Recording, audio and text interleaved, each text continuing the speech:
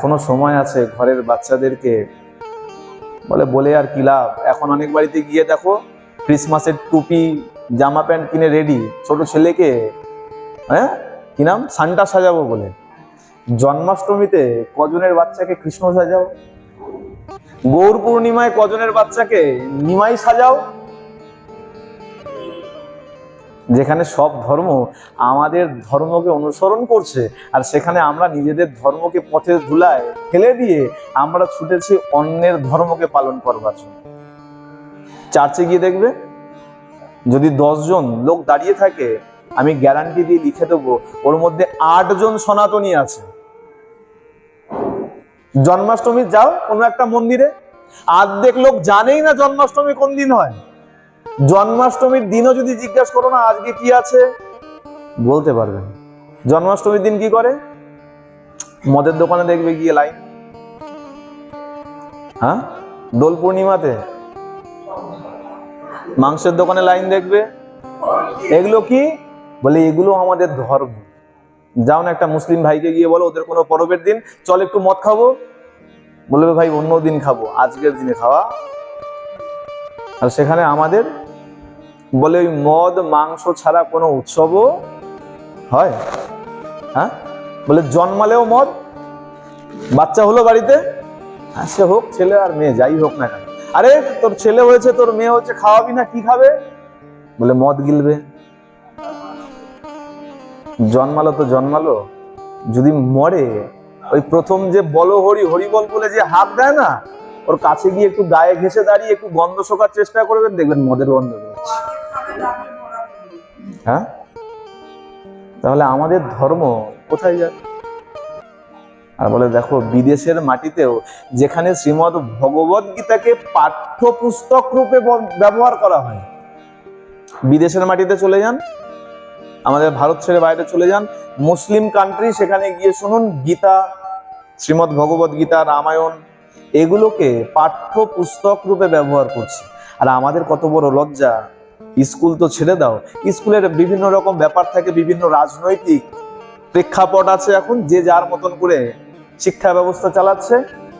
School ছেড়ে দাও, কজনের বাড়িতে বাচ্চাকে 1 পৃষ্ঠা করে রামায়ণ ভাগবত গীতা এসব পড়াও? বলে বাবা আমরা নিজেরাই জানি না আর পড়াবো কি করে? নিজেদের সন্তানকে ভালো করে শোনো, যতক্ষণ না বিবেককে, গঙ্গায় স্নান করতে যাও না, গঙ্গায় কেন স্নান করতে যাও? পাপ ধুতে, তাই তো? স্নান কেন করি? বলে দেহের পঙ্কিলতাকে, দেহের ময়লাকে ধুয়ে ফেলার জন্য, পবিত্র করার জন্য, শুদ্ধ করবার জন্য। তা দেহকে নয় পবিত্র করলে বুদ্ধিকে শুদ্ধ করবে কি করে?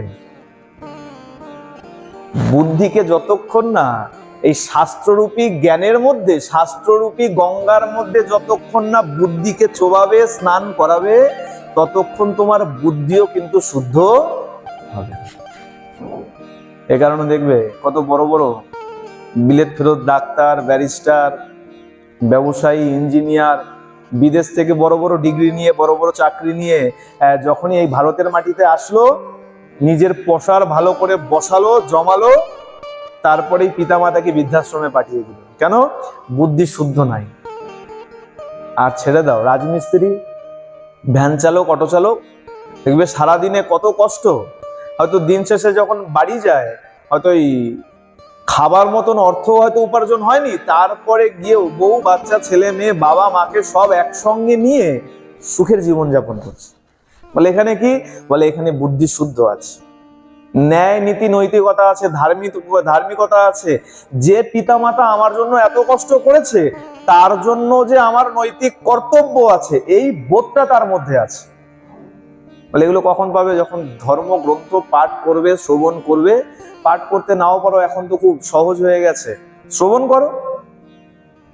ইউটিউবে জামানা, সোশ্যাল মিডিয়া, হেডফোন সবাই ব্যবহার করে, পকেটের মধ্যে রেখে দাও, কানে হেডফোন গুঁজে নাও, আর এক থেকে এক বড় বড় সব মহারাজদের পাঠ রয়েছে।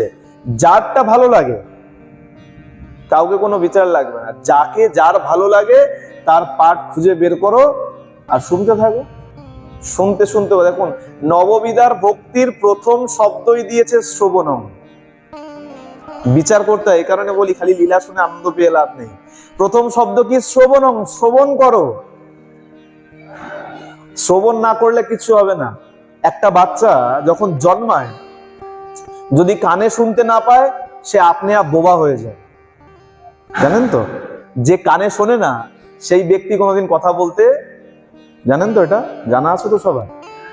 যে ব্যক্তি কানে শোনে না সে ব্যক্তি কথা বলতে, কেন বলে? শোনে না, এ কারণে সে বলতেও পারে না। ঠিক তদ্রূপ যতক্ষণ না তুমি শ্রবণ করবে ততক্ষণ তুমি মন থেকেও বলতে পারবে না। প্রেম সে বলো আসো।